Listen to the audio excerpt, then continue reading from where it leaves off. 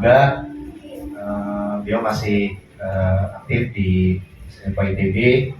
Kemudian ada Pak Wawan yang bersandar pakai topi itu sangat kalau dulu sangat dekat dengan sastra dan teater, dan sekarang tuh banyak sekali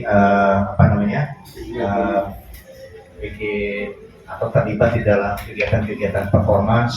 Sebelah kanan Pak Hardiman itu selain dosen pada zaman itu, ya, dan zaman saya juga mengalami belum pensiun, itu juga aktif di teater juga dulunya dan sastra. Nah, untuk mempersingkat waktu, mungkin ada perspektif lain yang bisa dibincangkan oleh Pak Kiki, material, alat dan yang lain. Selain yang tadi goreng-menggoreng tetapi jangan tutung gitu ya, emang enggak? Assalamualaikum warahmatullahi wabarakatuh. Pada hari ini menarik kalau kita bisa lebih tahu banyak tentang pengalaman Kang Hardiman. Tahu nih Pak, dari ke Bali itu sudah lebih dari hampir 50 setengah abad. Ya 50 ya, saya setengah abad. Jadi kalau di pameran ini sih ada 3 tema yang disepakati ya. Yang satu tema abstrak, tema yang ini, kemudian ada tema tentang jalak dan tema tentang ikan. Dan ikan lebih banyak di sana. Yang paling kita bisa ingat tentu saja adalah jalak Kang Hardiman dengan ayam Pak Popo. Itu yang paling sering ya orang bisa lihat. Tadi juga teman-teman sudah mendengar Kang Hardiman cerita tentang, jadi sejak awal ketika mulai di Bali, Kang Hardiman sudah menemukan jalan sebagai tema, sebagai pencarian lah ya, jadi pencarian dari jalan. Jadi persis seperti kenapa tema ayam juga dikerjakan terus-menerus oleh Pak Popo selain tema macan. Itu ini jadi proyek yang. Nah, tapi sebelum kita sampai kepada penjelasan tahapan proses, sebenarnya ada hal lain yang penting diketahui. Nah, ini akan menjelaskan semua sebenarnya. Nah, ini nih tadi yang diceritakan Kang Hardiman itu menulisnya segini yang dituliskan.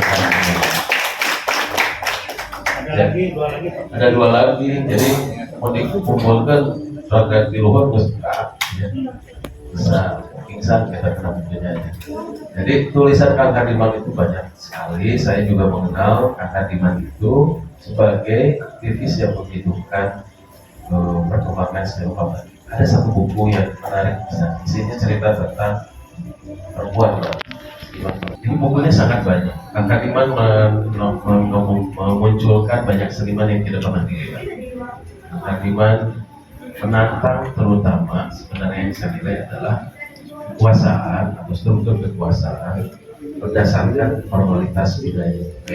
Sering orang menganggap formal itu urusan formal, misalnya urusan resmi, urusan tidak penting, permukaan, tapi harus dilakukan, itulah yang formal. Tapi formalistik yang dimaksud Kang Hardiman, formalisme itu bukan berasal dari pengertian formalistik yang tadi, asal yang hanya permukaan, yang hanya atribut.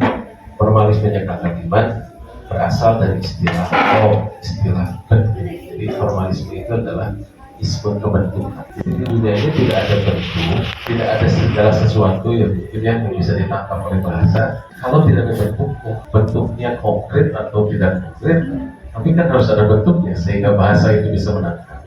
Formalisme itu formalisme itu bukan bentuk sebenarnya. Jadi dari awalnya disebut formalisme itu adalah yang menjadikan yang disebut idea itu menjadi nampak. Itulah normal. Kemudian di seni rupa jadi formalisme menyebut pembentukan aspek bentuk. Yang dilawan oleh aspek bentuk adalah aspek isi. Jadi isi itu maksudnya kalau kita lihat karya Pak Popo yang dilihat ayamnya, bukan lukisannya. Nah, itu kan bedanya. Jadi kalau lihat karya Kang Hardiman juga yang dilihat adalah jalaknya, bukan lukisannya. Itu orang melihat isi. Atau dari dulu itu gambarnya jalak deh, atau apa ya gambarnya ayam lagi, artinya yang dia cari adalah isinya. Dari dulu kok ayam terus, atau Pasri Hadi dari dulu kok penari atau berbudu terus, jika mungkin kreatif kan gitu. Seperti itu buat gambar beca sebenarnya kita membayangannya dari beca yang sesungguhnya di luhur, Plato kita rekan-rekan kami. Nah, Aristoteles menyebutnya forma bentuk. Nah, forma itulah yang jadi formalisme. Jadi sebenarnya forma itu soal pikiran. Jadi kan menarik kalau Kang Hardiman mengolah banyak sekali pikirannya melalui cultural studies terhadap formalisme budaya. Mungkin kita bisa tanya ya di Bali bagaimana kisahnya. Kisahnya saya ini Kang Hardiman yang kasih tahu saya. Kita tinggal saya lalu itu lagi mau memamerkan satu orang seniman namanya Wayan Sujil ya, yang menggambar tema tentang tipolog. Kang Hardiman kasih tahu dia tak baca bukunya. Kang Hardiman yang kasih bukunya tentang tipolog. Tipolog adalah perempuan Bali, istrinya ya guys, istrinya Lemayer, lukis Belgia yang sangat terkenal sekarang karyanya sangat. Pokoknya pesan Lemayer sebagai seniman juga suami, kamu pokoknya kamu jangan teknologi boleh, tapi kamu boleh punya anak. Jadi kamu mah harus seperti kamu aja nggak berubah, karena kamu adalah model untuk lukisan saya. Jadi seluruh lukisan Pak Lemayer itu modelnya adalah Nipolog. Nipolog adalah inspirasi dari Lemayer untuk menggambar perempuan Bali yang sering diceritakan bertelanjang dada. Interupsi. Kalau boleh istrinya juga di sini.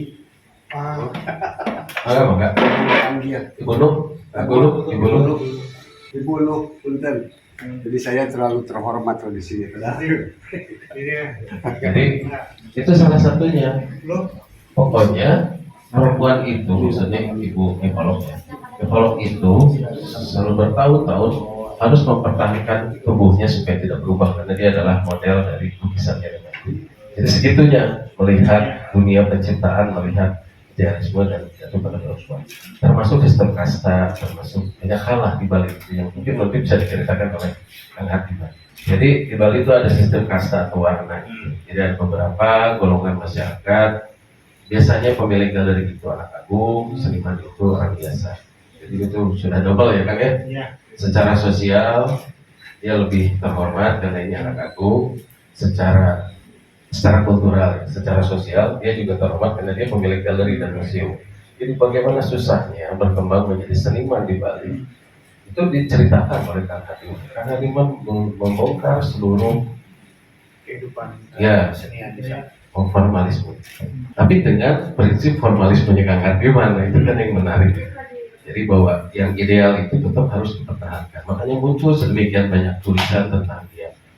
Jadi kalau nanti adik-adik bisa baca di sini, lalaunan udah hese, tapi nggak apa-apa dibaca. Jadi lama-lama juga ngerti. Banyak tulisannya nanti bisa tahu bagaimana kompleksitas perkembangan seni rupa di Bali. Seni rupa di Bali beda sama di Batu. Kang Hardiman mungkin tahu bagaimana sulitnya misalnya orang namanya Kurniasih muncul sebagai seniman. Jadi Kang Hardiman yang menemukan bagaimana gejala-gejala seni rupa sebagai gejala sosial budaya, misalnya di Nages Pahli itu lukisan kaca yang menggambarkan gejala dakocan ya, kopi dakocan, dagang kopi, pedagang kopi cantik. Jadi kalau beli kopi cantik beri di lahun ini jualnya gitu.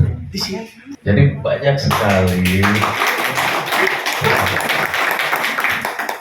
sekali cerita yang mungkin baru akan kita dengar di sini ya, di Bali kan ya, di Bandung ya cerita. Bali mah pokoknya Bali kalau kita dengar kan adanya di pamflet pariwisata, jadi pasti bagus-bagus semua. Kang Hardiman mah tahu dari belakang, dia bisa melihat seperti apa Bali dan bagaimana seni bisa menjelaskan fenomena. Nah itu yang ditulis oleh Kang Hardiman sebanyak ini. Sedemikian banyak sikap kritis ditumbuhkan oleh Kang Hardiman.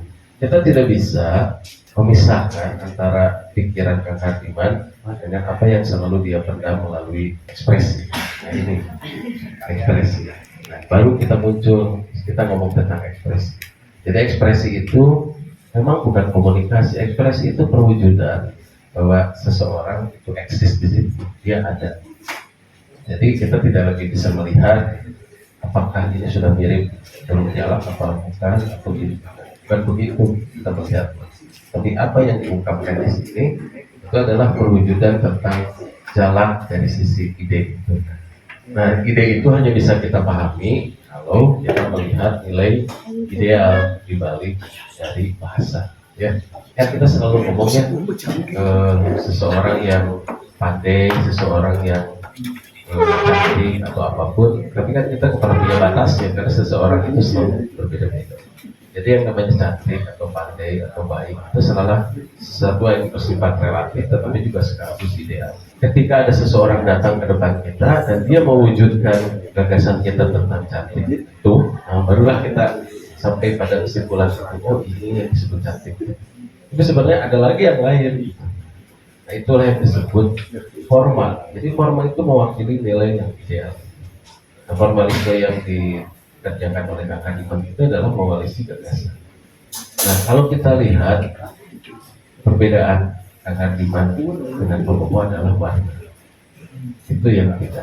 Tapi dari mana datangnya warna? Ya datangnya bukan dari Garut, tentu saja bukan juga dari Bandung, tapi dari Bali. Karena Bali adalah kebudayaan yang sedemikian berwarna dengan banyak sekali warna di dalam ini, upacara-upacara. Warna adalah simbol.